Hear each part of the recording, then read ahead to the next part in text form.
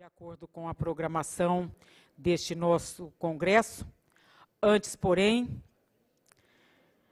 a Câmara Municipal de Campo Grande, por intermédio do vereador Betinho, ele faz uma homenagem com uma placa de visitante ilustre ao conselheiro Valdecir Pascoal, o presidente do TCE do Pernambuco. Convidamos, então, o vereador a se posicionar aqui à frente, juntamente com o presidente do TCE do Pernambuco, que também é o presidente da Associação dos Tribunais de Contas do Brasil, a Tricom, conselheiro Valdecir Pascoal, para receber esta justa homenagem da Câmara Municipal de Campo Grande por intermédio do vereador Betinho.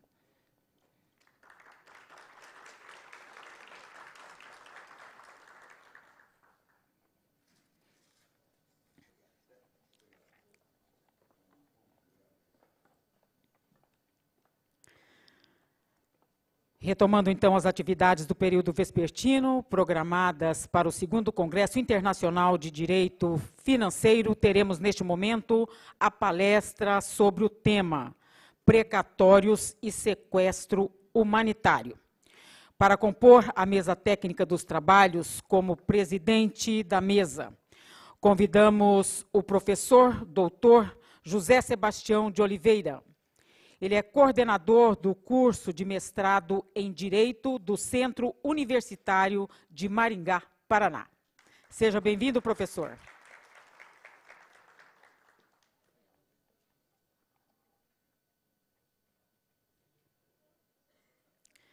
E agora vamos receber o nosso palestrante desta mesa, professor doutor Lauro Ishikawa. Ele é o coordenador de extensão das Faculdades Integradas Rio Branco. Seja bem-vindo, professor. Passamos, então, à presidência dos trabalhos ao doutor José Sebastião de Oliveira. Inicialmente, nossa boa tarde a todos, senhores e senhoras presentes. Queremos cumprimentar o conselheiro Valdir Neves Barbosa, presidente deste egrégio Tribunal de Contas, o senhor vice-presidente desse tribunal e presidente deste 2º Congresso Internacional de Direito Financeiro, conselheiro Ronaldo Chadid. Cumprimentar o professor Dr. Francisco Pedro Jucá, emérito professor da área de pós-graduação e estrito sensu de São Paulo, da instituição FADISP, homenageado e patrono deste evento. Cumprimentar o professor Dr. Lauro Ishikawa, ora palestrante, emérito professor também da pós-graduação estrito sensu da cidade de São Paulo, instituição FADISP. E, por extensão destes, cumprimentar todos os demais senhores conselheiros, palestrantes, autoridades presentes, professores, servidores deste egrégio tribunal, estudantes, enfim, todos os participantes deste congresso. Queremos também, nesta oportunidade, parabenizar a organização do evento, na pessoa do Dr. Ronaldo Chadid, pelo brilhante congresso que se realiza nesta casa, e agradecer o convite, que considerei muito honroso, para presidir a condução dos trabalhos dessa palestra nesta oportunidade.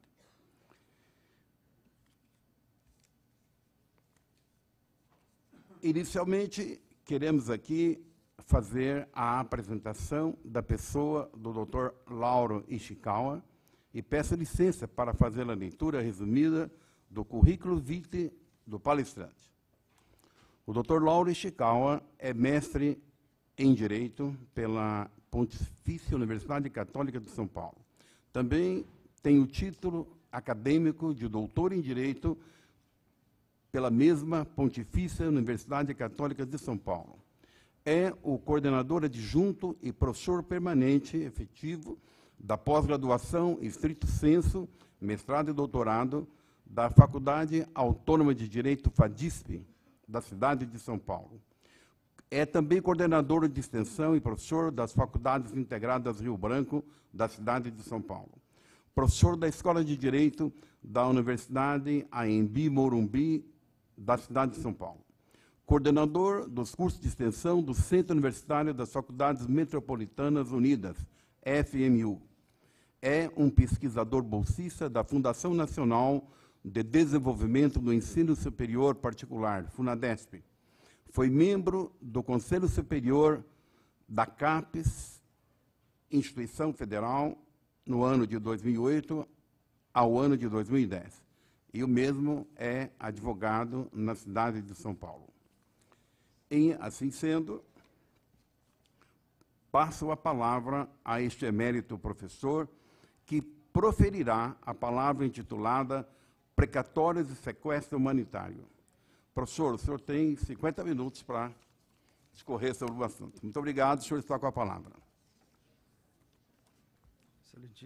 Excelentíssimo senhor presidente Valdir Neves, excelentíssimos conselheiros, doutores Osmar, Irã, Gerson e Marisa, excelentíssimo senhor doutor Ronaldo Chadid, em nome de quem cumprimento todos os conselheiros e funcionários e membros desta casa, excelentíssimo senhor presidente desta mesa, professor José Sebastião de Oliveira, meu professor, meu dileto amigo, e gostaria de dizer da surpresa agradabilíssima de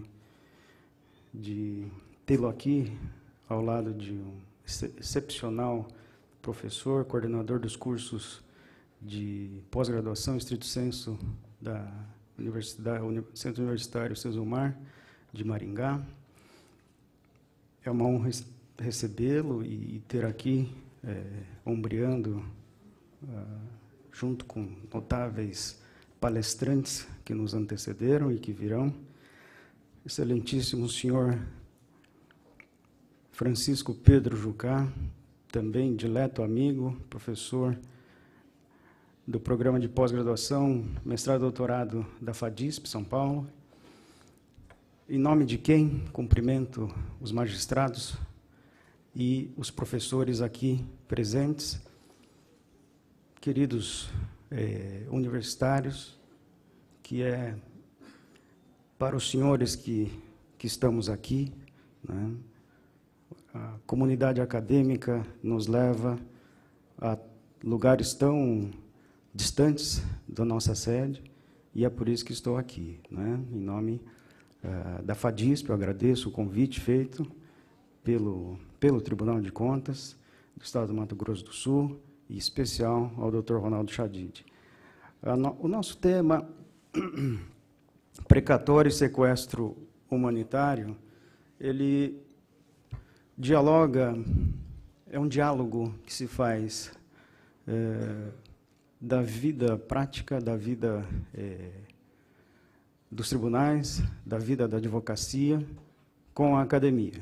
Confesso que é um tema que eu venho acompanhando de há tempos, por conta do estudo no mestrado e doutorado, e naquelas discussões, aqueles embates sobre dignidade da pessoa humana, sobre direitos fundamentais, nós vimos uma posição muito vanguardista, então, na época, estou falando de pouco mais de 10 anos atrás, menos de 10 anos atrás, e que se intitulou Sequestro Humanitário, de Precatórios.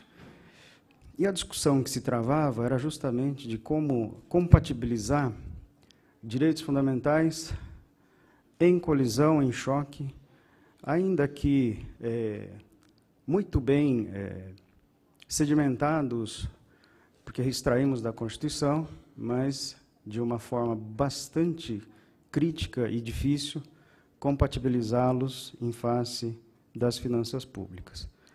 Mas o tema chama a atenção em razão de um direito fundamental que está que se discute, né, e que originou essa decisão dos tribunais estaduais e culminou no Superior Tribunal de Justiça e no Supremo Tribunal Federal. Esse é um diálogo, então, que a gente faz da advocacia, porque eu sou advogado há 19 anos, a gente começa a olhar para trás, a gente começa a ver que o tempo vai passando. Acho que 19 anos atrás eu me formei, 18 anos de advocacia, então, muitos dos casos que nós temos acompanhado acabam por ter como esse tipo de fundamento, não é? Esse tipo de decisão paradigmática e vanguardista, não é? Do respeito aos direitos fundamentais. Muito bem, o tema não me parece tão desafiador, até que nós tivemos, de 2006 para cá, não é? Uma emenda constitucional que altera significativamente a questão dos precatórios. E esse é o ponto que nós temos para esta tarde. Então, o que nós entendemos por precatório, eu retiro da lição do professor Régis de Oliveira, abre aspas, precatório ou ofício precatório é a solicitação que o juiz da execução faz ao presidente do tribunal respectivo para que ele requisite verba necessária ao pagamento de credor de pessoa jurídica de direito público em face de decisão judicial transitada em julgado. Continua o jurista que ressalte-se, por último, que as empresas públicas exploradoras de atividade econômica estão excluídas do regime dos precatórios, ou seja, seus credores devem promover execução comum para haver os seus respectivos créditos. Então, eu tenho, no precatório, não é, uma expectativa, acho que essa é a palavra mais correta, de receber dos cofres públicos algo que é de direito, em razão de uma decisão judicial transitada em julgado. De toda forma, a expectativa é de que a obtenção dessa decisão, que já foi um trâmite judicial com certeza longo, agora se transforme em dinheiro. Esse é o ponto. E não haveria tanta necessidade de uma discussão, a não ser pelo atraso, pela demora e por tantas teses que se fizeram em torno dos precatórios. Muito bem, então nós temos uma execução que caminha de uma forma diferente das execuções que a gente comumente utiliza, não é, nos conflitos judiciais entre particulares, ou nos conflitos, ainda assim, como diz o professor Régis de Oliveira, daquelas empresas públicas exploradoras de atividade econômica. E aí nós temos como efetividade desse direito, e isso a gente viu em 95, especialmente para cá, de 95 para cá, essa palavra efetividade saindo dos bancos acadêmicos para transportar, e retirando da Constituição de 88, para transportar para as cortes judiciais, que é o artigo 475, o famoso 475, que recebeu várias alíneas, e ali, naquele momento, inclusive advogando bastante para devedores, nós vimos o sofrimento que começou a incomodar, né, os devedores que até então utilizavam do processo para ganhar um tempo ou para protelar a sua finalização. Então, esse é um ponto à parte que nós não temos que tocar, porque o precatório tem uma sistemática própria. E o artigo 100 da Constituição Federal é que vai tratar desses créditos a receber do poder público. E aqui eu estou falando de poder público federal, estadual, Distrito Federal e municipal. Muito bem. Só a guisa de uma observação, o CNJ calcula, em junho de 2014, 97,3 bilhões de precatórios, e esse é o total que o Brasil, em junho de 2014, 97,3 tem de enfrentar para zerar esse passivo. Desse valor, 52,7 bi são dos estados, 43,7 bi dos municípios e 935 milhões da União. Saindo de São Paulo, ouvindo a rádio, ouvi a entrevista do presidente do Tribunal de Justiça de São Paulo, José Renato Nalini, para a rádio CBN, e ele dizia do problema do déficit que o Poder Judiciário de São Paulo está enfrentando. Um déficit que hoje assoma 900 milhões de reais, para um pedido de orçamento previsto para 2015 de 12 bilhões, o Estado repassa apenas alguma coisa em torno de 8,6 ou 8,7 bilhões, ou seja, 3 bi alguma coisa, 3 bilhões alguma coisa, já fariam falta para o Estado de São Paulo. Mas ele traz também um outro dado. E aí eu, fazendo um paralelo, né, dessa nossa discussão de finança pública, de dívidas do Estado, em face daquilo que os privados, o privado deve para o Estado. Só no Estado de São Paulo, diz o presidente do Tribunal de Justiça do Estado de São Paulo, os 200 maiores devedores de ICMS têm uma dívida de 50 bilhões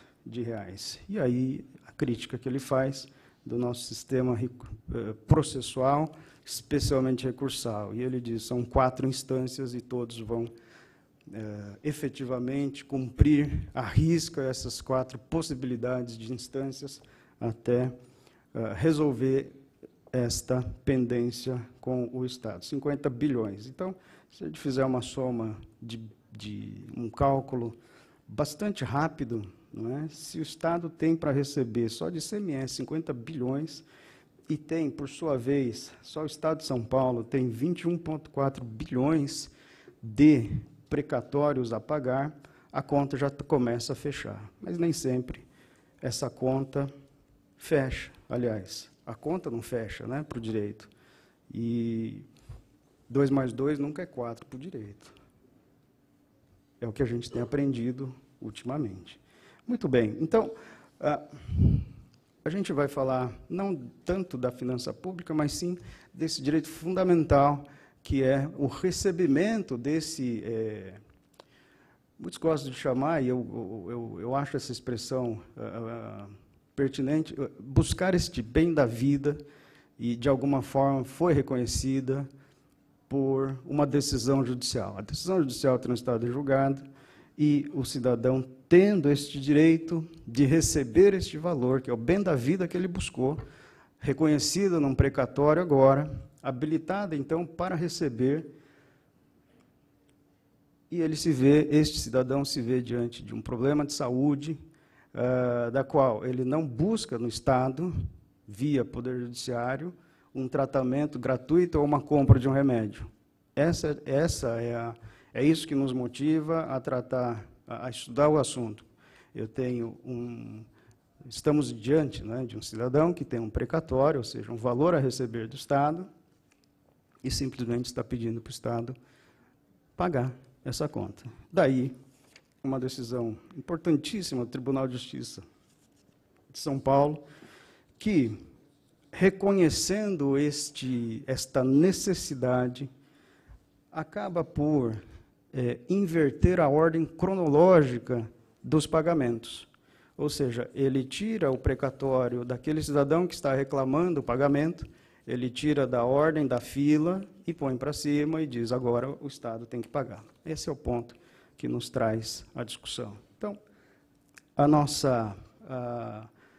o nosso paradigma são várias decisões, os tribunais dos estados têm dado, pelo menos a gente viu isso em 2006, muitas decisões nesse sentido, não é? De que há justificativa para esta alteração da ordem cronológica de pagamento. Então, peço, venha para a leitura dessa decisão, um trecho dela, de que é justificável o sequestro humanitário, necessário para respeitar a dignidade da pessoa humana, nos termos do artigo 1º, inciso 3º da Constituição Federal, não importando na hipótese, por essa razão, violação à ordem cronológica de apresentação dos precatórios ou aos princípios norteadores da administração pública e da organização dos poderes. Então, nessa decisão, nós vemos uma efetivação, uma concretização de um direito fundamental, de uma garantia que nós extraímos no artigo 5º da Constituição Federal e também do objetivo fundamental, aliás, do fundamento da República, não é, que é o respeito à dignidade da pessoa humana.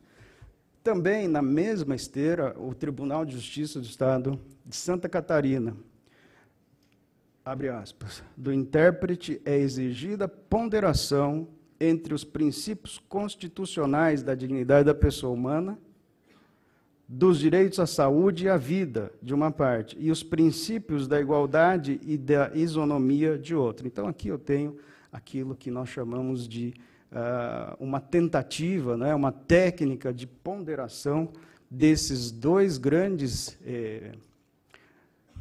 interesses, direitos fundamentais, ou princípios que estão postos agora na balança. E o juiz, então, tem na sua mão, não é, esta missão de decidir. Então, o Estado lhe dá uma faca, ou ele é usado, né, dá essa faca para o cirurgião fazer a cirurgia, ou também, ao negá-lo, condená-lo, palavra difícil, mas deixá-lo falecer em razão de uma regra que nos é posta, e isso a gente vai tratar logo em seguida, que extraímos da Constituição, mas que não chegou a ser efetivado em razão de um interesse de todos. Então, individualizar essa decisão, retirar este precatório, determinando que o Estado faça o pagamento imediato, através do sequestro de valores, e aqui eu estou falando de valores de forma indeterminada, e esse é um ponto que o professor o professor Regis de Oliveira toca. Não é? Que verba é essa? Não é? É qualquer verba. Como já o Supremo Tribunal Federal decidiu numa outra situação, onde a ordem cronológica foi quebrada por fraude. Então, por fraude, o sequestro, que não, aí eu não estou falando de sequestro humanitário, o sequestro de verba pública para o pagamento daquele que foi, ou daqueles que foram prejudicados em razão deste atropelo, desta falha, não é, da ordem cronológica, e isso, em 2006, já o Supremo Tribunal Federal já havia proclamado essa decisão, e entendemos, então, que esta verba pública não tem uma destinação orçamentária tão própria, ou seja, pode ser simplesmente o sequestro de dinheiro público. Ponto. O professor Humberto Teodoro Júnior, ele vem, e aí avançando, para aquilo que é o desdobramento dessas decisões, ou seja, o Tribunal de Justiça do Estado de São Paulo e os outros tribunais vindo pacificando já essas decisões de sequestrar para salvar vidas, sequestrar em razão de doenças graves, e doenças graves nós temos até lei federal que diz o que são as doenças graves. Eu vou contar um episódio só para ilustrar esta dificuldade, não é? Não sou juiz, mas imagino que o juiz, que tipo de dificuldade o juiz tem quando ele se vê diante desses dois pesos na sua balança, não é? A dor, por exemplo, a dor não é uma doença, não tem CID para dor, pelo menos acho que até agora não. Estão propondo aí tratar da dor como doença, e eu vivo esse drama, não é, de uma pessoa muito próxima que ela sofre de dor. E aí, fazendo a pesquisa sobre doenças, eu vi que existe uma lei federal que trata especificamente de algumas doenças que a lei diz que ela é doença grave. E uma delas é justamente esta doença, que é um desdobramento de uma artrite, de uma artrose, e que vai atacando os nervos. E todos os médicos que essa pessoa procurou fisioterapeuta, médicos e especialistas, ortopedista. Quando o ortopedista disse, essa doença não tem cura e a senhora vai ter que viver com isso para sempre. E quando dói? Quando dói, tem que tomar um anti-inflamatório. E aí o fisioterapeuta diz, também nessa mesma linha, bom, a senhora vai ter que conviver e eu sugiro que você faça esporte de impacto. Duas coisas que eu não deveria ter dito. Esporte de impacto, para quem tem artrite, artrose, é um problema seríssimo. Bom, e é isso que ela consegue, uma médica especialista nessa doença, né? E é impressionante como os médicos se especializam em doenças tão específicas, né? E que nos traz o alento. Muito bem, a doença, então, passa a ser tratada, mas não para ser curada, para ser acompanhada. Então, ele passou a administrar a dor através de uma injeção, de um medicamento que vem dos Estados Unidos e que custa R$12.000 a seringa. Qual a diferença desses R$12.000? O plano de saúde passou a aceitar esse tratamento porque a Agência Nacional de Saúde reconheceu esse tratamento. Ok. Então, ela tem um custo da mensalidade, o custo da médica, que é particular, não é do plano, mas o plano paga. E eu não sei o que o plano faz. Eu tenho certeza absoluta que no prejuízo ele não fica. O plano deve diluir isso para os demais segurados. Não é? E aí a pergunta, não é? E se esta pessoa, com esta doença, com a necessidade a cada 40 dias ter uma injeção que custa R$12.000, não tivesse o plano de saúde? Então, ela teria, talvez, vamos agora nas hipóteses, né, os desdobramentos do exemplo que eu estou dando. Se ela tivesse um precatório para receber do Estado, qual seria a expectativa de receber o precatório? Pela emenda constitucional 62, e que agora foi enfrentada pelo Supremo Tribunal Federal, no texto original falava-se em 15 anos para receber. Então, a condenação para esta pessoa seria 15 anos de sofrimento e de dor, que de dor é uma coisa, para alguns, psicológica, mas só sabe quem tem, não é? E talvez daqui a 15 anos começar um tratamento efetivo e conseguir custear esse valor, ou pedir para o Estado. E pedir para o Estado nem sempre é uma via, não é? Também tão rápida. Então, eu estou separando, né, aqui as situações de fato.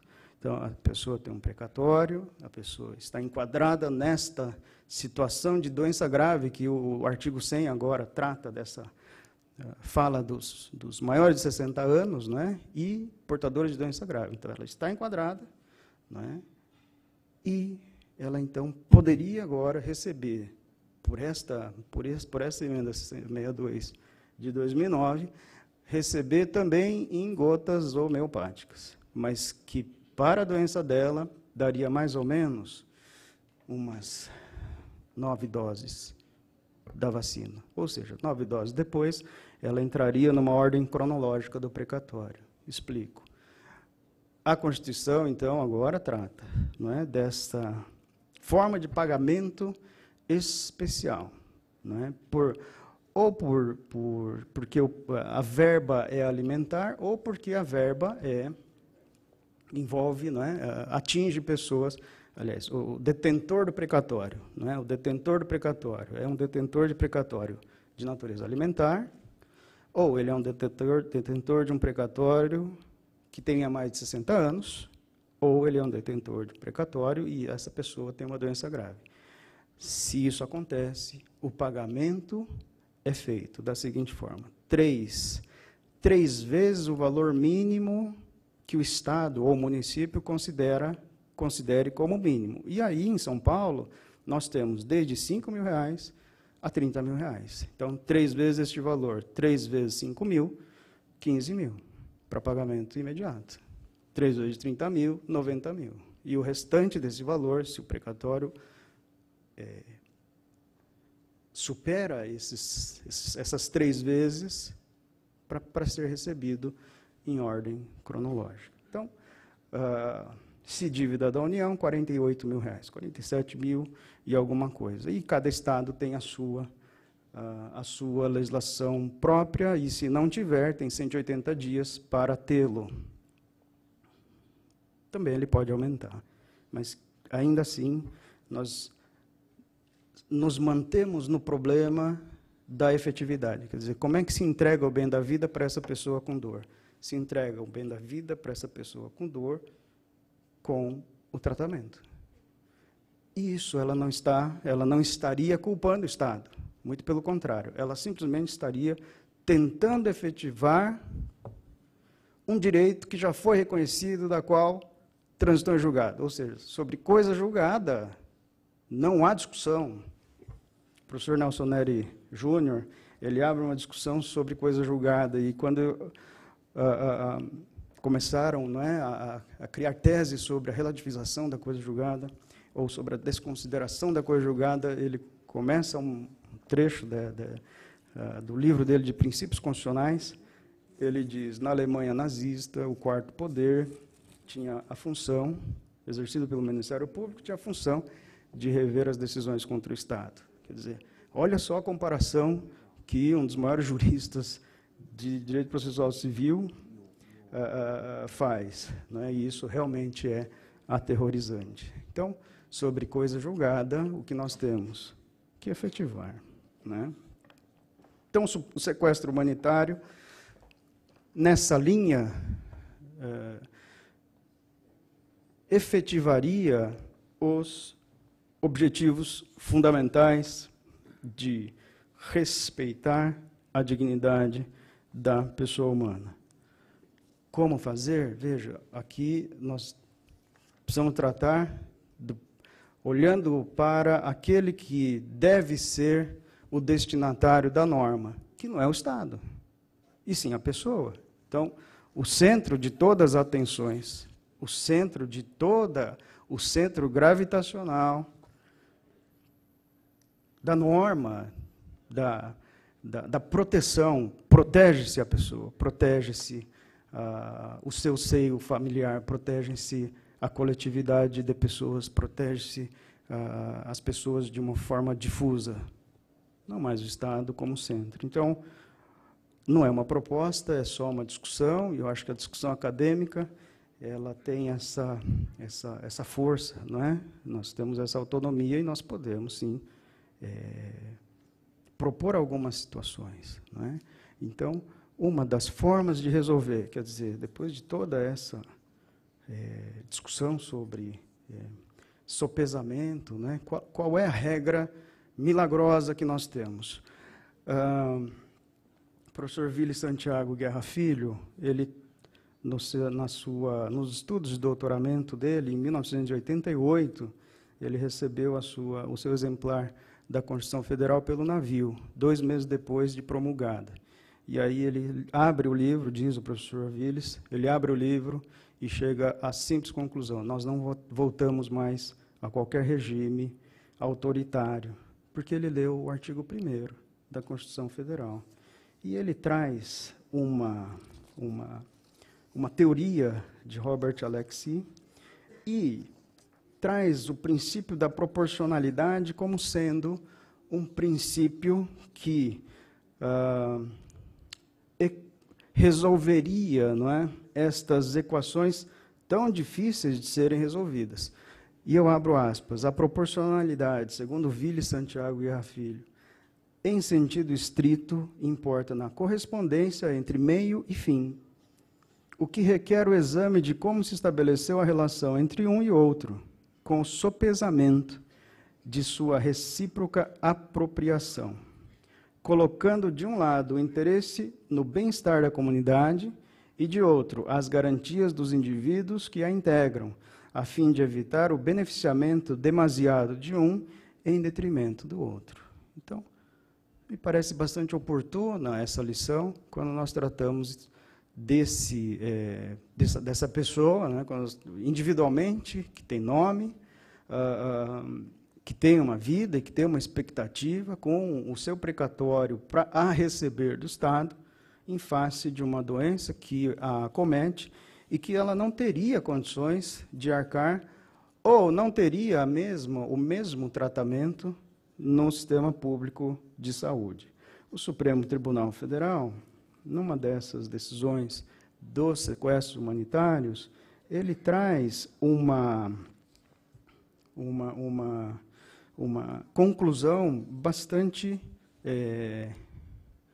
difícil de ser implementada, porque, conforme a decisão do ministro Gilmar Mendes, esta garantia da saúde já está prevista no artigo 196 da Constituição Federal.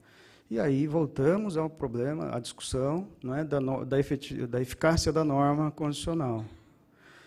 Se nós abrirmos o artigo 5º, parágrafo 1º da Constituição Federal, nós vamos ler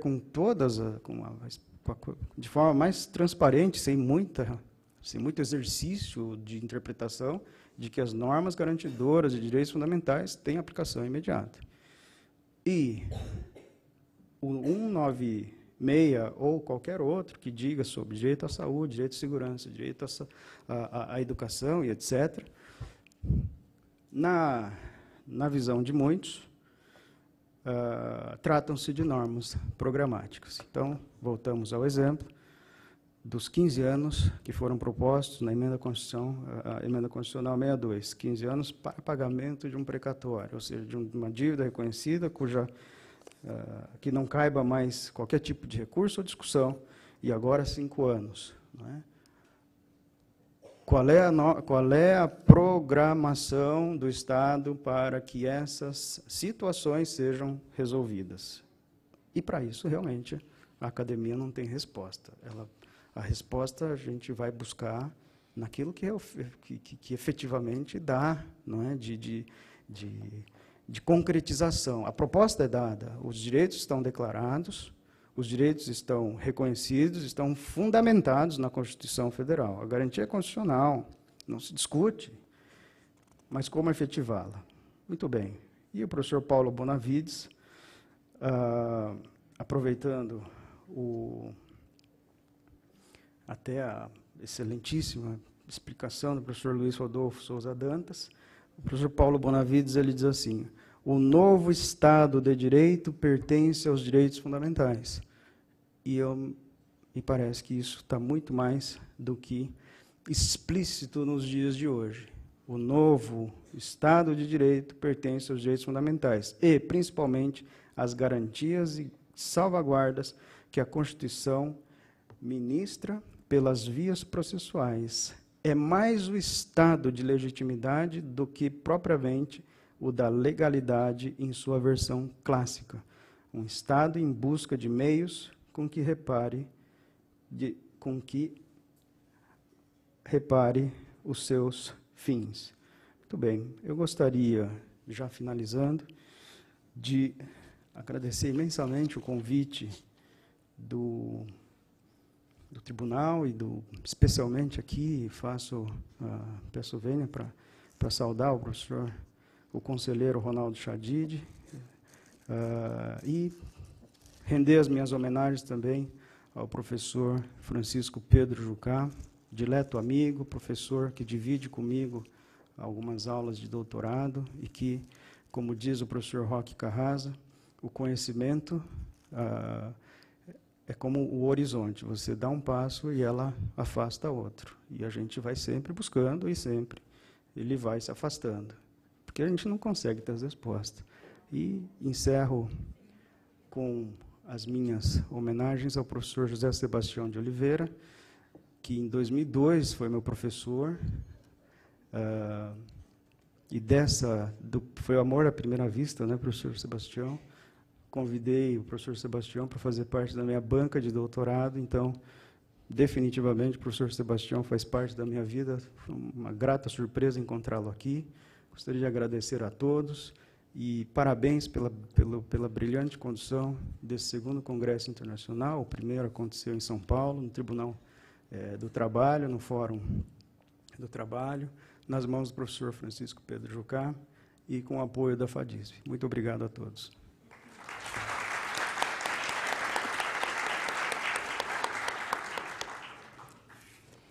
Agradecemos a pessoa do professor Dr. Lauro Ishikawa pela excelente palestra e exposição sobre o tema que ele desenvolveu, precatórios de sequestro humanitário para todos presentes neste auditório. E, em nome do presidente do tribunal e dos demais coordenadores deste evento, faço inicialmente a entrega ao mestre do certificado da participação neste especial evento. Em seguida, professor, também mandamos entregar ao senhor aí o Burgo da Conceição, um ícone da cultura sul-mato-grossense. E, por final, ainda temos uma última lembrança de um artista da terra. É uma lembrança para Vossa Excelência.